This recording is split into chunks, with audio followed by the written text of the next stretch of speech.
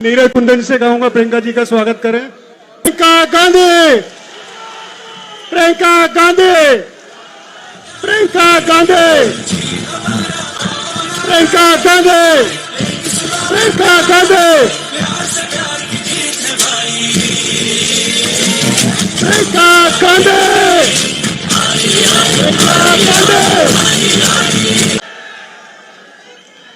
बहुत दिल के पास है, दिल में रखती हूं। यहां आकर इतनी खुशी हो रही है, मैं कैसे बताऊं। आपसे माफी मांगना चाहती हूं, आपने इतना इंतजार किया। मुझे दिल्ली में बताया गया कि बहुत बारिश है, बादल है, हेलीकॉप्टर नहीं आ पाएगा। यहां की फोटो भेजी, यहां तक पानी था। फिर 1-2 घंटे बाद कहा कि शायद मौसम साफ हो रहा है, तो मैंने कहा आने का प्रयास करते हैं। मुझे बिलावर भी जाना था, अभी मैं वहीं से आ रही हूं। वहां हेलीकॉप्टर लैंड नहीं हो पाया। वहां पे भी आपकी तरह 5-6 घंटों से मेरा इंतजार कर रहे हैं लोग।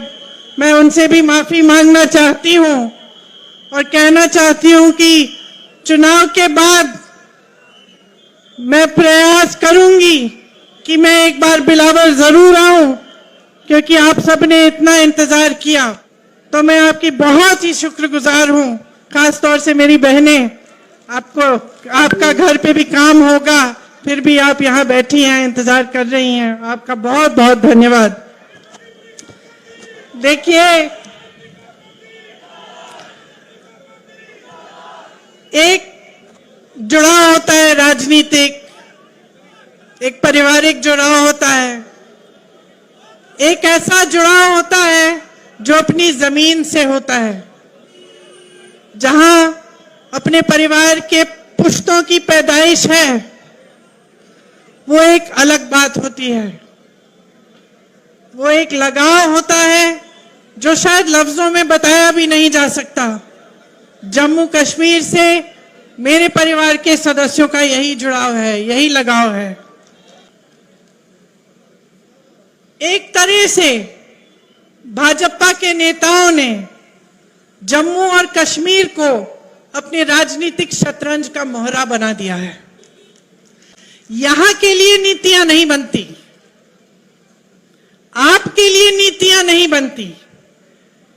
आपके प्रति जो नीतियां बनती हैं वो देश में जज्बातों को उभारने के लिए, राजनीति करने के लिए बनाई जाती हैं। कि प्रधानमंत्री जी आकर इन छोटी छोटी बातों पर आपको कह रहे हैं कि देखो मैंने आपके लिए क्या किया। ठोस बात क्यों नहीं कर रहे हैं?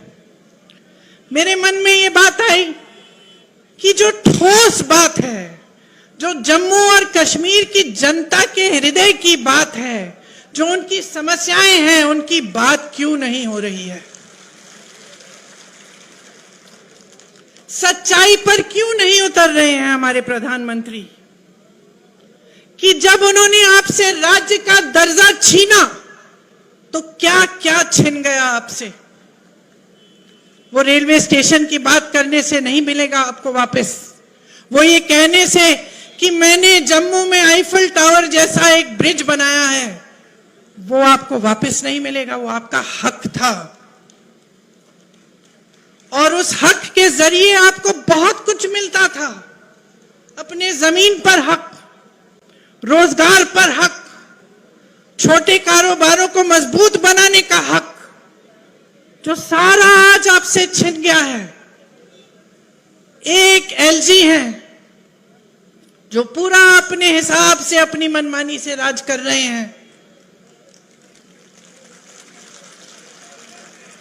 एक लूट का राज स्थापित किया है, रिमोट वाला राज स्थापित किया है।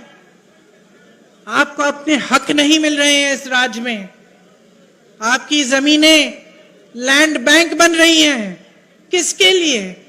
आपके लिए, बड़े बड़े उद्योगपतियों के लिए, जो मोदी जी पूरे देश भर में स्थापित कर चुके हैं कि कुछ गिने चुने उद्योगपतियों को सब कुछ मिलेगा।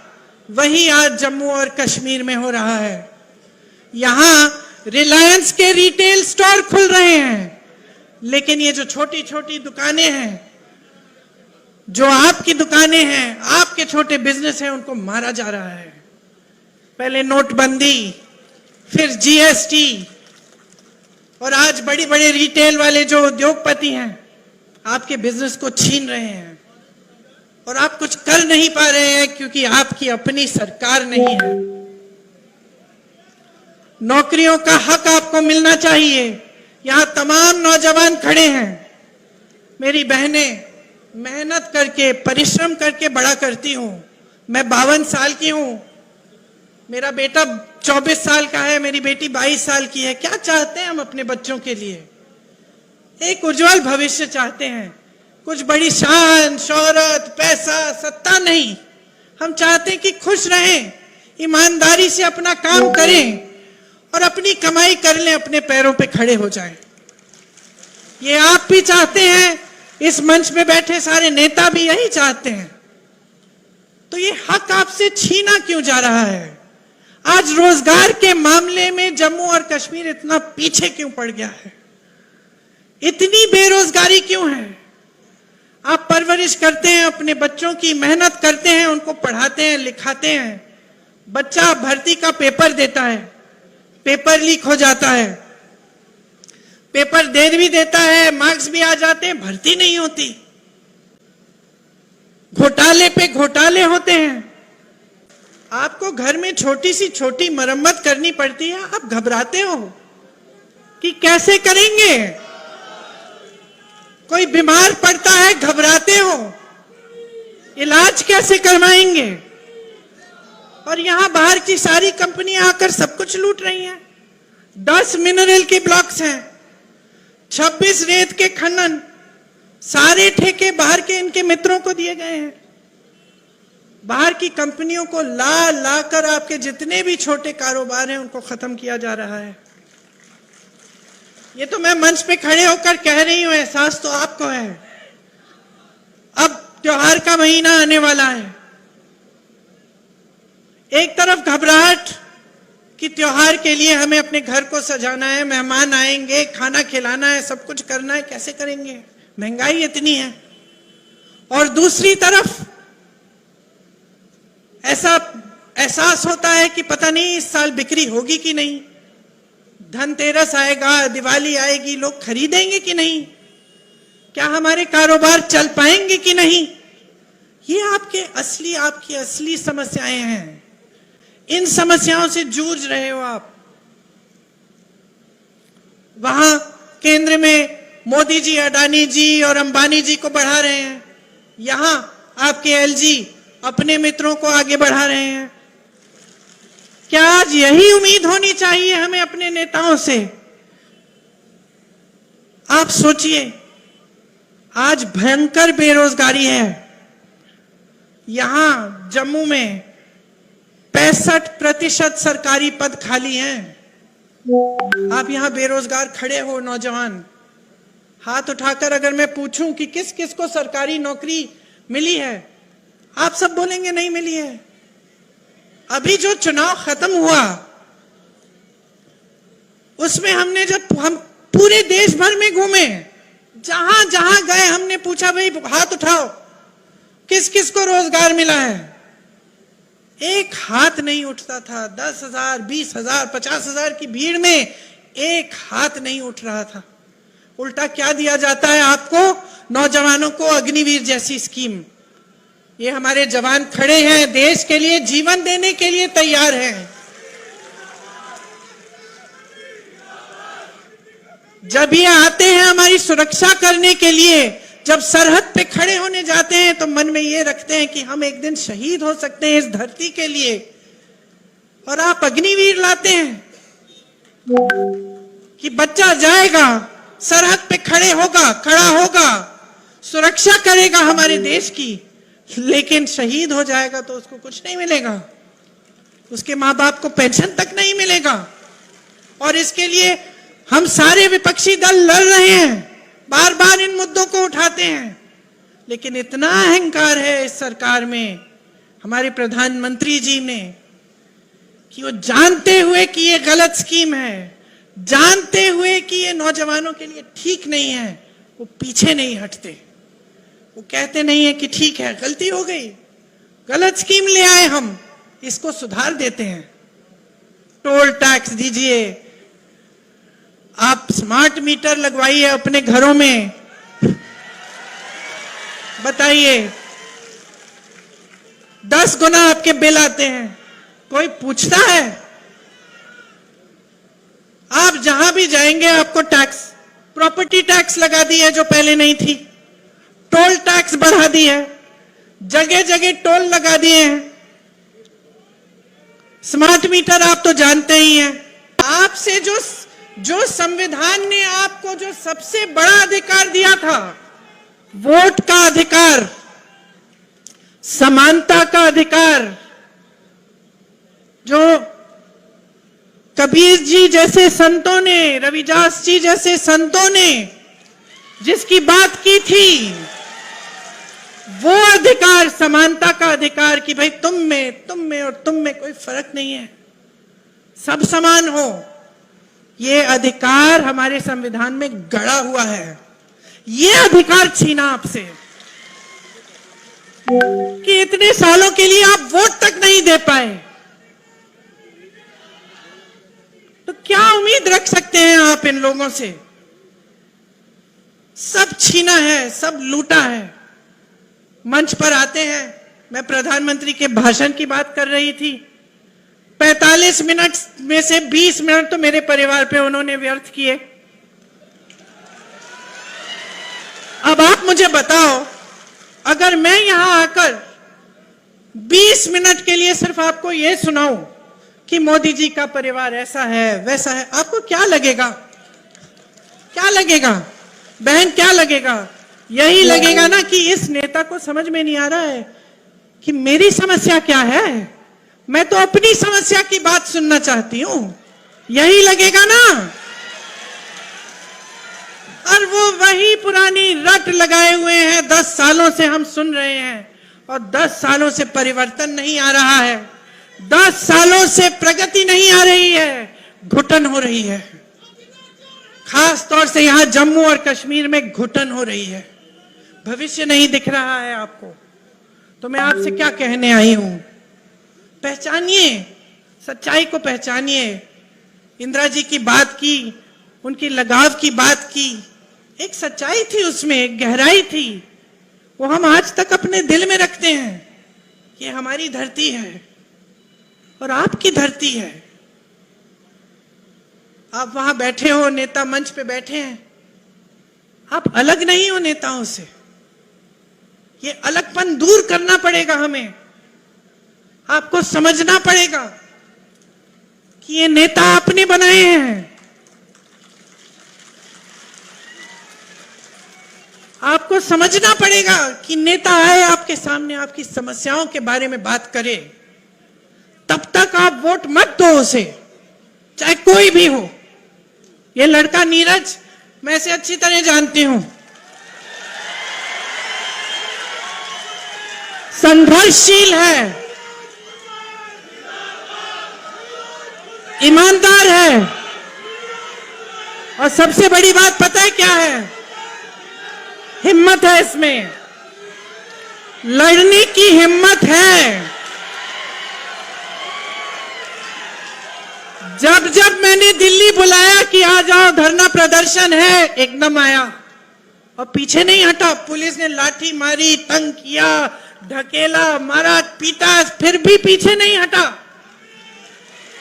तो मैं अपने अनुभव से जानती हूं कि नीरज में हिम्मत है, लड़ने की शक्ति है और आपके लिए लड़ेगा।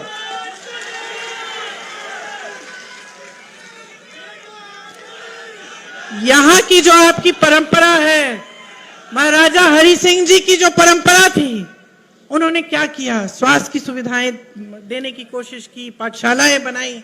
ये आपकी परंपरा है, सेवा की परंपरा है कि एक राजा भी सबसे पहले सेवा करते थे। ये जम्मू की परंपरा है और ये परंपरा नीरज के हृदय में बसी हुई परंपरा है।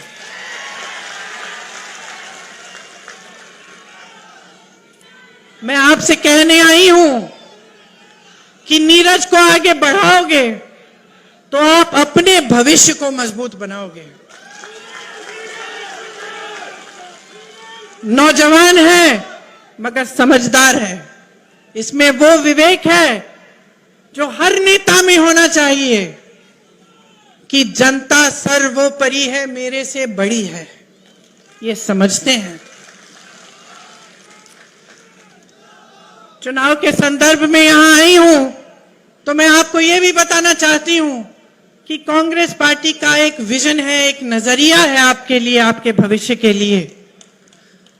हम आपके राज्य का जो दर्जा है वो आपको वापस देना चाहते हैं। मुझे हंसी आई, देश के गृह मंत्री जी ने एक भाषण दिया यहां आकर कि भाई राज्य का दर्जा वापस चाहिए तो हमें वोट देना पड़ेगा। अरे जब छीना आपने है, ये तो वही बात हुई कि घर के अंदर चोर आया, आपका टीवी लेके चले गया, और फिर चोर कहता है कि टीवी वापस चाहिए तो भाई मेरे से पूछो। वही बात हुई ना, लिया आपने, अब कह रहे कि वोट नहीं दोगे तो हम देंगे, अब हम ही दे सकते हैं और कोई दे ही नहीं सकता आपको। समझ लीजिए क्या चाल चली जा रही है आपके साथ। तो कांग्रेस पार्टी चाहती है कि एकदम हमारी सरकार आएगी तो हम आपको राज्य का दर्जा वापस देंगे। 150 साल पुरानी जो दरबार कूच की जो परंपरा है वो फिर से शुरू की जाएगी। आपके रोजगार, आपकी जमीन को हम सुरक्षित करेंगे। हम सुरक्षित रखना चाहते हैं। हम चाहते हैं कि आपके रोजगार का हक, आपका जमीन का जो हक है वो आपके हाथों में वापस जाए। जहां जहां कांग्रेस की सरकारें आज है प्रदेशों में, वहां हमारा ये पूरा प्रयास है। हम पेपर लीक के लिए एक जॉब कैलेंडर निकालना चाहते हैं और सख्त से सख्त कार्रवाई करना चाहते हैं अगर कोई पेपर लीक हो, ताकि जॉब कब मिलेगा, पेपर कब होगा, रिजल्ट कब आएगा, ये सब पहले से निर्धारित हो। और इसके साथ कोई इधर उधर करने की कोशिश करे अधिकारी तो उस पर सख्त कार्रवाई हो। खाली पड़े 1 लाख पदों को हम भरना चाहते हैं। बेरोजगार युवाओं को प्रति माह 3,500 रुपए हम देना चाहते हैं, ताकि उनका थोड़ा आत्मविश्वास बने, अपने पैरों पे खड़े होने का कम से कम मौका तो मिले। घर की मुखिया महिला जो है उनको हर महीने 3,000 रुपए हम सम्मान राशि देना चाहते हैं। ये जहां जहां हमारे प्रदेश हैं वहां ये काम हम कर रहे हैं। 25 लाख तक स्वास्थ्य बीमा हम निकलवाएंगे। आज हमारे प्रदेशों में ये काम हो रहा है और राजस्थान में जब हमारी सरकार थी तो हमने किया और उससे बहुत लाभ हुआ लोगों का। कैंसर के पेशेंट्स का, जो बड़ी बड़ी बीमारियां होती हैं, बड़ी बड़ी सर्जरियां करनी पड़ती हैं, वो लगभग मुफ्त हो गई क्योंकि 25 लाख तक आपका बीमा था। ये स्मार्ट मीटर्स इंस्टॉल करने पर रोक लगेगी। घरेलू और कमर्शियल उपभोक्ताओं के जो पेंडिंग बिल हैं वो हम माफ करवाएंगे।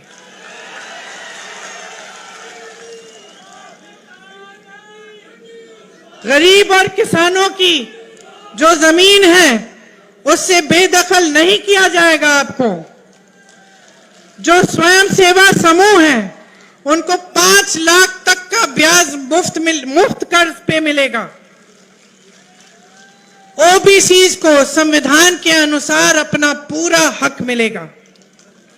मनमोहन सिंह जी के समय कश्मीरी पंडित भाइयों और बहनों के लिए शुरू हुई जो रिहैबिलिटेशन पॉलिसी थी उसे दोबारा हम शुरू करवाएंगे। देखिए, यहां आकर बड़ी बड़ी बातें करना आसान है। आपने तो बहुत नेताओं की सुनी होंगी बातें। एक विश्वास की बात होती है, प्रमाण की बात होती है कि ये जो कह रहे हैं कहीं पे इन्होंने किया भी है। तो मैं चाहती हूं कि मेरी बातों पे ना जाएं आप खुद जांच कीजिए कर्नाटका में क्या हो रहा है, तेलंगाना में कांग्रेस की सरकार है, वहां क्या हो रहा है, हिमाचल में सरकार है, वहां भी पूरा प्रयास रहता है, केंद्र ने राशि बंद की हुई है, जो आपदा को उनको जो राष्ट्र आपदा घोषित करना था उन्होंने किया नहीं, उसकी वजह से हिमाचल में दिक्कत जरूर है।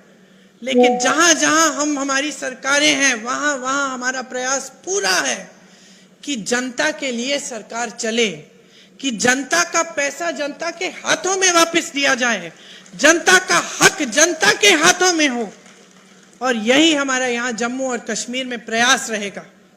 ये मेरा वादा है आपसे, और मैं एक बार फिर से आपको धन्यवाद देती हूँ कि आपने इतनी ध्यान से मेरी बातों को सुना, वो भी इतना इंतजार करने के बाद। बहुत ही शुक्रगुजार हूँ, आप सबको बहुत बहुत धन्यवाद। और जल्द ही श्राद्ध खत्म होने वाले हैं, नवरात्रि शुरू होंगी, त्योहार आएंगे, उसके लिए बहुत बहुत शुभकामनाएं। आप सब भाई बहन हैं हमारे, आपके बच्चे फूले फले, यही हमारी उम्मीद भी रहेगी। धन्यवाद, जय हिंद।